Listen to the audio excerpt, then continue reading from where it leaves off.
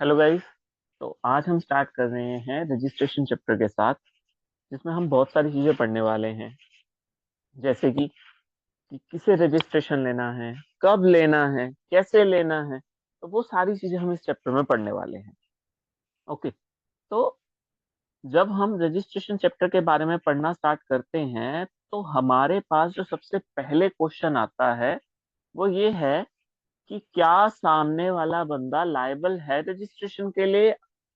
अगर आंसर है यस तो क्या होगा, और अगर आंसर है नो तो क्या करेंगे। ठीक है। तो सबसे पहले बात ही क्या आती है कि क्या सामने वाला बंदा जो है वो रजिस्ट्रेशन लेने के लिए लायबल भी है या नहीं है। ओके। तो अब बात करते हैं लायबल कौन होता है। तो सबसे पहले हम ये डिस्कस कर लेते हैं कि कौन है जो लायबल है रजिस्ट्रेशन लेने के लिए। चलिए।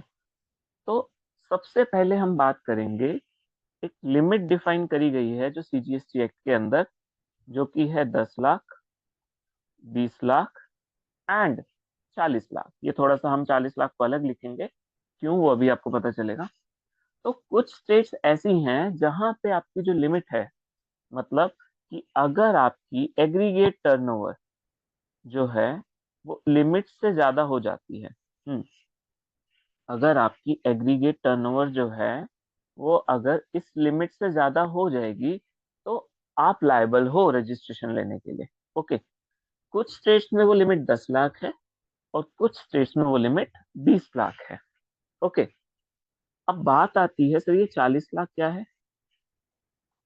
कुछ टाइम पहले एक्ट के अंदर कुछ अमेंड किया गया था कि अगर आप सिर्फ और सिर्फ गुड्स को सप्लाई कर रहे हैं तो कुछ स्टेट्स में वो लिमिट अब 20 लाख से बढ़ा के 40 लाख कर दी गई थी। क्योंकि जब आप गुड्स बेचते हैं तो उसमें जो प्रॉफिट मार्जिन होता है वो काफी कम होता है। Okay. As compared to services. तो सर्विसेज के केस में फॉर एग्जांपल अगर आप एक 20 लाख की सर्विस दे रहे हैं तो मोस्ट प्रोबेबली आप उसमें 12 से 15 लाख तक का प्रॉफिट कमा रहे होंगे। ओके। और अगर वहीं आप 20 लाख के गुड्स बेच रहे हैं तो चांसेस बहुत ही रेयर होंगे कि आप 12-15 लाख का प्रॉफिट ही प्रॉफिट कमा लें। तो उस केस में आप लगभग 5 से 10 लाख का प्रॉफिट कमा रहे होंगे ऑन एन एवरेज। तो अब जो बंदा 20 लाख की सर्विस दे रहा है और 5 लाख रुपए सिर्फ कमा पा रहा है, तो अगर उस बंदे के ऊपर भी हम जीएसटी की सारे प्रोविजंस पे अप्लाई कर देंगे तो उसकी उसके लिए एक नया एक्सपेंस सामने आएगा, जो कि क्या होगा। जीएसटी के लिए उसे अपने अकाउंट्स मेंटेन करवाने पड़ेंगे, एक अकाउंटेंट को आपने चार्जेस पे करने पड़ेंगे। ठीक है। तो वो उसके लिए बेनिफिशियल नहीं रहेगा। तो ये चीजें ध्यान में रखते हुए गुड्स के केस में कुछ स्टेट्स के लिए जो लिमिट थी वो 20 लाख से बढ़ा के 40 लाख कर दी गई, ताकि एटलीस्ट वो भी 12-15 लाख कमाए और आराम से ये जीएसटी वाला जो एक्स्ट्रा खर्चा उनका होगा वो उसे बियर कर पाए। अकाउंटेंट को थोड़े बहुत भी पैसे जो देने पड़ेंगे वो उनके लिए एक्स्ट्रा बर्डन ना पड़े, इसलिए गवर्नमेंट ने जो लिमिट है वो बढ़ा के 20 लाख से 40 लाख कर दी। ये सबसे पहली चीज थी। ओके। नेक्स्ट आती है बात कि मान लीजिए एक बंदा है ए जो अपना बिजनेस चला रहा था। अब जो ए है उसकी डेथ हो जाती है और उसका बिजनेस मिल जाता है बी को, उसके बेटे को। अब ए की डेथ होने के बाद जो बी है, जो उसका सन है, उसको उसका बिजनेस मिल गया। अब बात ये आती है, जो जीएसटी नंबर है हमारा, एक हमें जीएसटी नंबर मिलता है जब हम रजिस्टर्ड होते हैं। वो जीएसटी नंबर होता है 15 अल्फा न्यूमेरिक कोड। ओके। तो उन 15 में जो स्टार्टिंग होती है वो स्टेट कोड से होती है। जैसे फॉर एग्जांपल हरियाणा का स्टेट कोड है 06। ओके। उसके बाद उसको फॉलो करते हैं next 10 alpha numeric digits of pan number. Okay. मतलब जो ए था जिसकी डेथ हुई है उसका पैन नंबर अलग रहा होगा, तो उसका मान लीजिए जो जीएसटी नंबर था वो था G6 ABCPG 5706F। ओके। तो ये पैन नंबर था उसका। अब पैन नंबर था तो जीएसटी नंबर के अंदर भी उसकी ये 10 डिजिट्स आ रही हैं। और वहीं जो बी का पैन नंबर है, मान लीजिए बी का जो पैन नंबर है वो है ACDEF 8907 के। तो अब बात ये आती है कि जब बी रजिस्ट्रेशन लेगा तो उसके जीएसटी नंबर में यहाँ पे ये जो 10 डिजिट थी, 10 अल्फान्यूमेरिक कोड्स थे ए के पैन नंबर के, अब वो बी का पैन नंबर आएगा उसकी जगह। अब हम अपना जीएसटी नंबर ऐसे तो चेंज कर नहीं सकते कि हाँ जी ये जो पैन नंबर है आप बस इसे रिप्लेस कर दीजिए, ऐसा नहीं हो सकता। उसके लिए क्या करना पड़ेगा, बी को एक नया रजिस्ट्रेशन लेना पड़ेगा। तो बी भी लायबल है रजिस्ट्रेशन लेने के लिए, क्योंकि अगर ए जो बिजनेस चला रहा था वो ऑलरेडी रजिस्टर्ड था जीएसटी के अंदर, तो बी को भी उस बिजनेस को कंटिन्यू करने के लिए रजिस्ट्रेशन लेना जरूरी है। ये हो गई सेकेंड बात। ओके, तो हमें यहाँ से क्या समझ में आया कि जीएसटी जो कोड आएगा, रजिस्ट्रेशन नंबर आएगा, वो 15 अल्फान्यूमेरिक कोड से बना होगा। ओके, जिसमें पैन नंबर एक इंपॉर्टेंट रोल प्ले करेगा। तो ये हमारी पहली बात हुई। तो यहाँ से हमारे दो पॉइंट्स कवर हुए कि अगर एक बंदा है जिसकी लिमिट जो थी, जीएसटी डिपार्टमेंट ने जो लिमिट सेट करी थी उससे ज्यादा टर्नओवर है, तो जैसे कि एक बंदा है एच, उसकी सेल है 50 लाख रुपए की, जबकि डिपार्टमेंट ने जो सेट करी थी लिमिट वो कम थी। तो उस लिमिट के बियॉन्ड अगर आप सेल कर रहे हो तो आपको रजिस्ट्रेशन लेना जरूरी है। हाँ, कुछ केसेस आएंगे जहां पे आप एग्जेम्प्ट होगे। अब एग्जेम्पशन के केसेस में अगर आप एग्जाम सर्विसेज बेच रहे हो तो आपको रजिस्ट्रेशन लेना कोई जरूरी नहीं। ओके, बात आती है कि अगर आप लिमिट से ज्यादा अमाउंट की सेल कर रहे हैं तो आपको रजिस्ट्रेशन लेना जरूरी। ओके, नेक्स्ट हमने बात करी कि अगर डेथ के केस में बेटे को इनहेरिट हो रहा है फादर का बिजनेस और फादर ऑलरेडी रजिस्टर्ड थे जीएसटी के अंदर, तो बेटे को भी रजिस्ट्रेशन लेना जरूरी है। नेक्स्ट हम बात करते हैं कि मान लीजिए एक कंपनी है A B C D private limited. A B C D private limited जो है, अब वो डीमर्ज हो रही है एंड दो कंपनी बन रही हैं, A B private limited and C D private limited.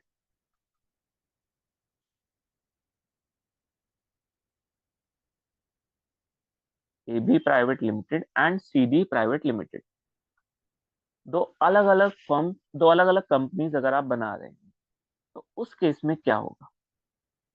देखिए दो चीजें आ गई कि एबीसीडी प्राइवेट लिमिटेड जो थी वो उसका डीमर्जर हो रहा है और अब वो दो अलग अलग नई कंपनीज बन रही हैं। तो अगेन वही बात आती है कि इसका जो पैन नंबर होगा वो अलग हो जाएगा एंड ये जो सीडी प्राइवेट लिमिटेड है इसका पैन नंबर अलग हो जाएगा। तो अगर पैन नंबर अलग होगा तो ऊपर वाली बात आ जाती है वापसी कि आपको रजिस्ट्रेशन भी दोबारा से लेना पड़ेगा, उसमें आपके पास कोई और ऑप्शन नहीं है। ठीक है, तो ऐसे कुछ केसेस हैं जहां पे आप लायबल हैं रजिस्ट्रेशन लेने के लिए। तो कुछ कंपल्सरी रजिस्ट्रेशन भी होते हैं, उसके बारे में भी हम डिस्कस करेंगे अभी थोड़ी देर में। तो वापसी आते हैं अपने पॉइंट पे हम कि आप रजिस्ट्रेशन लेने के लिए लायबल हो या नहीं हो। तो आपको पता चल गया होगा कुछ केसेस में कि रजिस्ट्रेशन लेने के लिए आप लायबल हो भी या नहीं। ओके, तो जैसे कि हमने फर्स्ट केस पढ़ा था अपना, जो हमारा फर्स्ट केस था कि अगर आपकी लिमिट क्रॉस हो जाती है तो भी आप लायबल हो। ओके, तो लिमिट क्रॉस हो रही है तो भी आप लायबल हो। अच्छा, उसके बाद हमने पढ़ा कि अगर आपको आपके फादर का बिजनेस या एक बंदा है जो सिर्फ टेक ओवर कर रहा है, मान लीजिए उसके फादर अब रिटायर होना चाहते हैं, उनका बेटा बिजनेस स्टार्ट करके आगे उस बिजनेस को बढ़ाना चाहता है, तो उस केस में भी बेटे का पैन नंबर अलग होगा तो उसे रजिस्ट्रेशन भी एक अलग से लेना पड़ेगा। तो ये हमने बात करी है। और मान लीजिए मान लीजिए कि आपका बिजनेस ऑलरेडी किसी और एक्ट में रजिस्टर्ड था, ठीक है। अब उसको रिप्लेस कर दिया जीएसटी ने, कि पहले वहां पे जीएसटी एप्लीकेबल नहीं था, तो आप फॉर एग्जांपल वैट पे कर रहे थे या सर्विस टैक्स आपका बनता था वो पे कर रहे थे, बट अब उस चीज को भी कवर कर लिया जीएसटी ने। जैसे कि आप एक एग्जांपल लेते हैं, अब हम एंटरटेनमेंट इंडस्ट्री पे मान लीजिए अभी तक जीएसटी कवर नहीं कर, एंटरटेनमेंट इंडस्ट्री को जीएसटी ने कवर नहीं कर रखा था। ओके, अब क्या हुआ, उधर आप पहले अभी तक सर्विस टैक्स पे करते थे, मान लीजिए, तो मान लीजिए आप अभी तक सर्विस टैक्स पे करते थे। अब वहां पे डिपार्टमेंट ने बोला कि आज से जीएसटी एप्लीकेबल है, मतलब आप जो सर्विस टैक्स पे कर रहे थे, अब आपको सर्विस टैक्स नहीं पे करना, अब आपको जीएसटी पे करना है। ऑटोमेटिकली जो एंटरटेनमेंट इंडस्ट्री है अब वो जीएसटी के अंदर आ गई है। और अगर आप पहले से ही सर्विस टैक्स पे कर रहे थे और पहले से ही रजिस्टर्ड थे सर्विस टैक्स पे करने के लिए, तो अब आपको जीएसटी के अंदर भी रजिस्ट्रेशन लेना मैंडेटरी है, क्योंकि जीएसटी के अंदर भी आप टैक्स कब पे कर पाओगे, जब आपने जीएसटी में रजिस्ट्रेशन ले रखा होगा। तो अब आपको पहले रजिस्ट्रेशन लेना जीएसटी के अंदर, फिर आप जीएसटी पे कर पाएंगे। अभी तक आपने रजिस्ट्रेशन क्यों नहीं लिया था जीएसटी के अंदर, क्योंकि अभी तक आपके ऊपर जीएसटी एप्लीकेबल ही नहीं था, कोई और टैक्स एप्लीकेबल था। बट अब जीएसटी एप्लीकेबल हो गया है, तो अब पुराने वाली चीजें खत्म, अब आपको जीएसटी में रजिस्ट्रेशन लेके जीएसटी पे करना पड़ेगा उस चीज पे भी। तो ये हमारी कुछ चीजें होती हैं जहाँ पे हम लायबल हैं रजिस्ट्रेशन लेने के लिए। नेक्स्ट हम बात कर रहे हैं अब आगे, कि अगर हम लायबल हैं तो क्या होगा। ठीक है, ये तो हमने पढ़ लिया कि लायबल है या नहीं। अगर लायबल हो गए, फॉर एग्जाम्पल आज हम लायबल हो गए, आज हमारी जो सेल है वो 40 लाख, 20 लाख या 10 लाख, जो भी लिमिट एप्लीकेबल है हमारे ऊपर, उसको क्रॉस कर गई, तो उस केस में क्या होगा। तो उस केस में हमें अप्लाई करना है फॉर रजिस्ट्रेशन। ठीक है, अप्लाई करना है फॉर रजिस्ट्रेशन कितने दिन के अंदर अंदर, क्योंकि देखो आज आपने लिमिट क्रॉस करी तो आज आप बिल्कुल ही खाली तो है नहीं कि अभी के अभी जाएंगे रजिस्ट्रेशन के लिए अप्लाई करेंगे। तो आपको अप्लाई करना है फॉर रजिस्ट्रेशन, बट डिपार्टमेंट ने आपको कुछ टाइम भी दिया है। ओके, तो within 30 days you have to apply for registration. Okay, from the date on which you became liable. Okay, तो अगर आज आप लायबल हो गए तो आज से 30 दिन के अंदर अंदर आपको रजिस्ट्रेशन लेना मैंडेटरी है। ये होगी पहली बात। अब बात आती है कि सर मान लीजिए कि हम एक से ज्यादा जगह पे काम कर रहे हैं। ओके, तो हो सकता है कि आपका सिंगल हो प्लेस ऑफ बिजनेस, एक ही जगह से आप काम कर रहे हैं। फॉर एग्जाम्पल आप काम कर रहे हैं गुड़गांव से, और एक ही बिजनेस पॉइंट है आपका, आप अभी आपका इतना डाइवर्सिफाइड बिजनेस नहीं है, तो आप एक ही जगह से अपना काम चलाते हैं। ओके, बट क्या जरूरी है कि बंदा हमेशा एक ही जगह पे काम करे, या जो नया बंदा है उसका एक ही जगह से काम चल रहा है, ऐसा कुछ जरूरी नहीं है। तो हो सकता है किसी किसी के more than one place of business भी हो।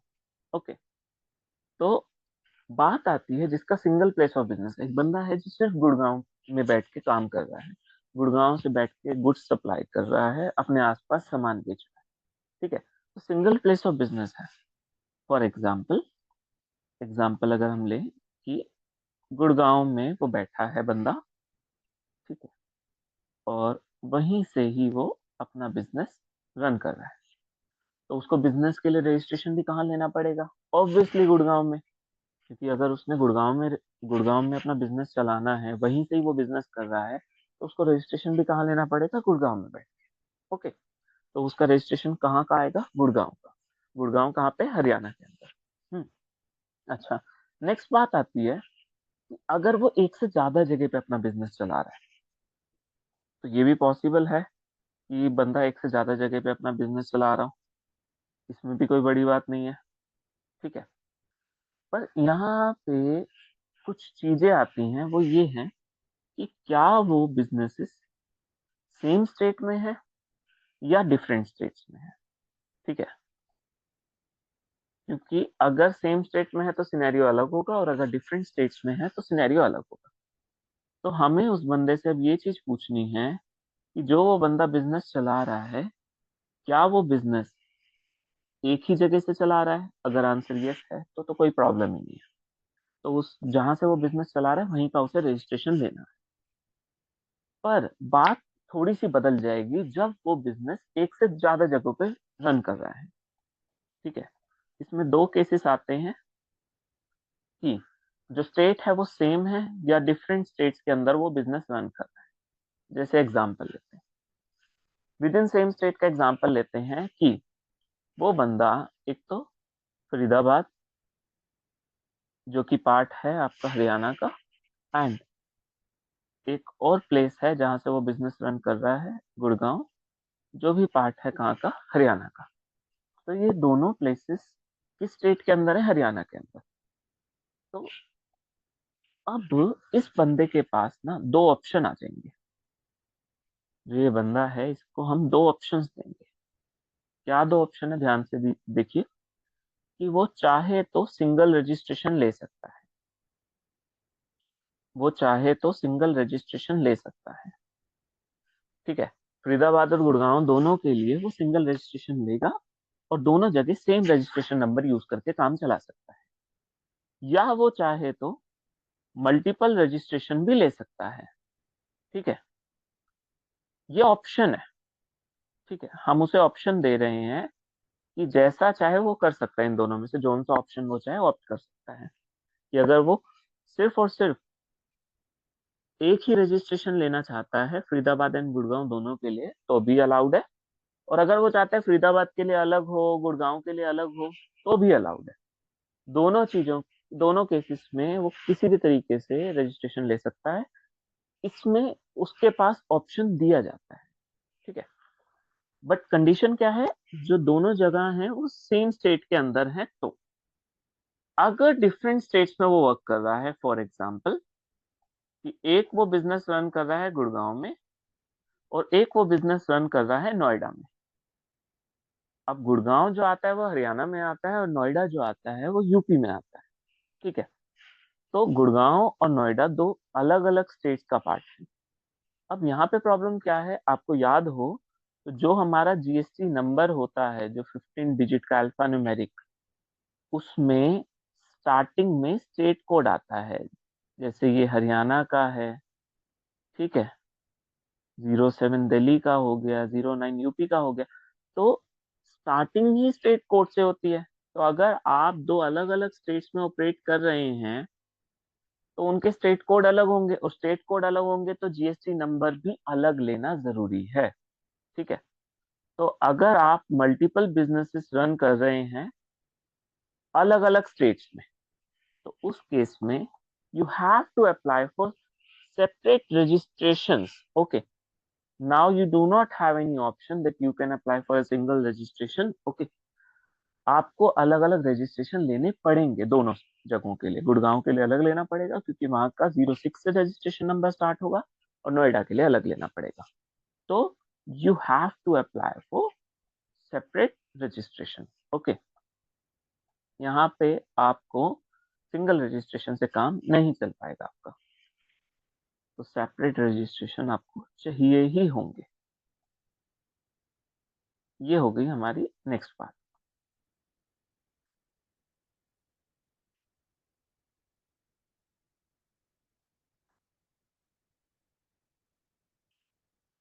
तो यहाँ से हम क्या समझे कि अगर आप एक ही स्टेट में वर्क कर रहे हैं और उसमें भी एक ही प्लेस ऑफ बिजनेस है, तो गुड़गांव में अगर आप काम करें तो गुड़गांव के लिए रजिस्ट्रेशन लीजिए, बात ही खत्म।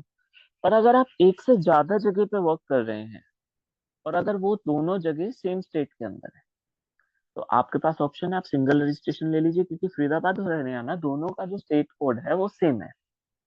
फरीदाबाद एंड गुड़गांव का दोनों का जो स्टेट कोड है वो सेम है।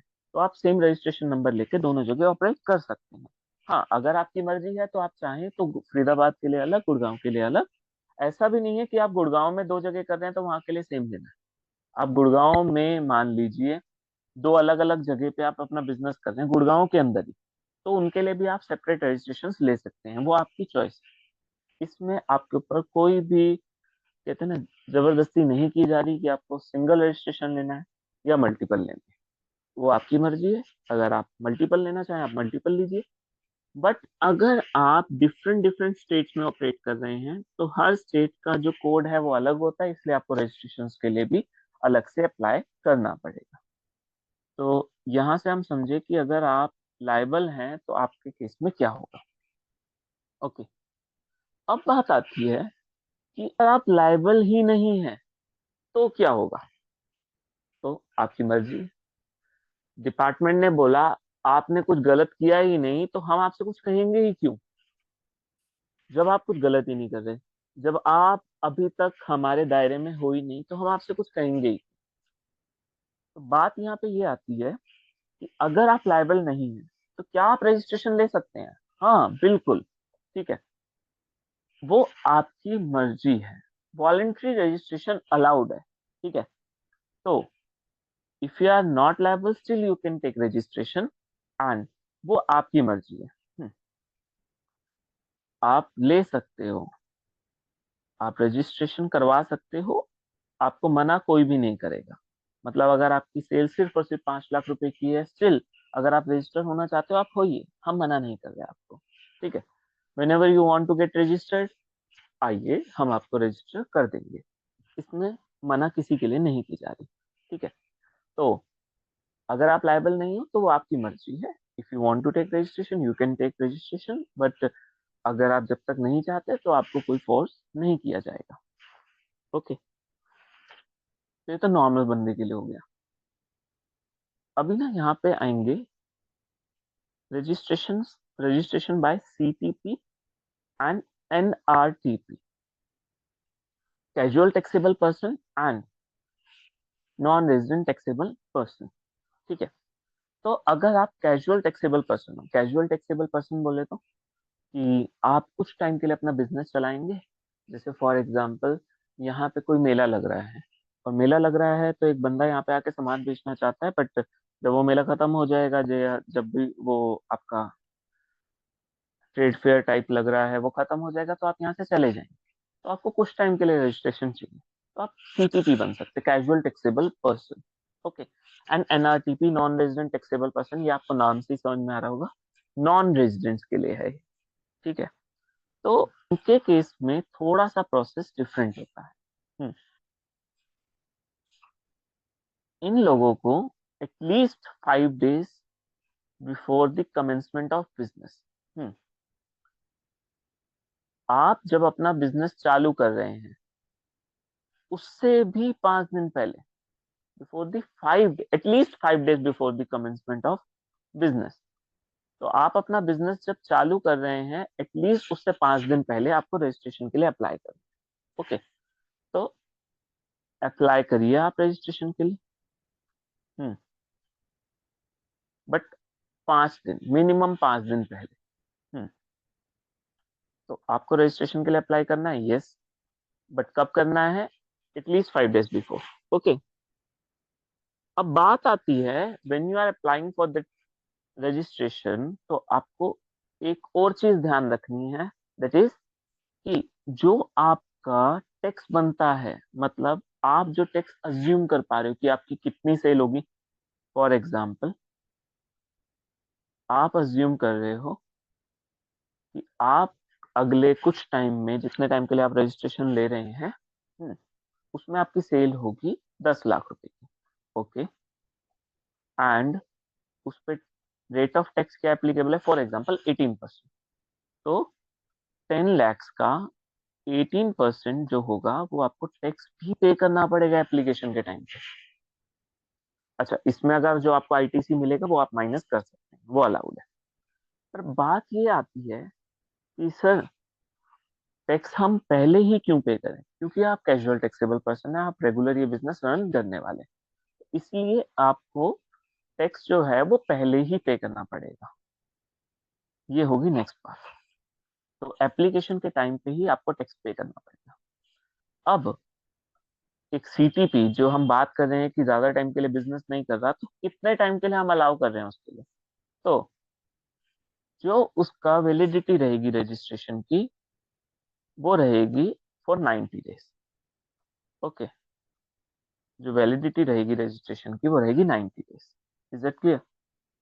तो ऐसा नहीं है कि आप जिंदगी भर के लिए सीटीपी बन के रह सकते, नहीं। वी आर अलाइंग यू कि आप रजिस्ट्रेशन ले लीजिए, but for not more than 90 days. हाँ, स्टिल आपका बिजनेस, आपको लग रहा है वो ट्रेड फेयर या वो मेला थोड़े टाइम के लिए चल सकता है, और आपने 90 डेज से थोड़ा से ज्यादा दिनों के लिए आपको रजिस्ट्रेशन चाहिए, तो एक्सटेंड कर सकते हैं आप वैलिडिटी। ठीक है, 90 डेज एक्स्ट्रा आपको मिलेंगे। फर्दर 90 डेज के लिए आप अपना बिजनेस एक्सटेंड, मतलब रजिस्ट्रेशन एक्सटेंड कर सकते हैं। तो टोटल आपको 180 डेज के लिए सीटीपी का रजिस्ट्रेशन मिल सकता है।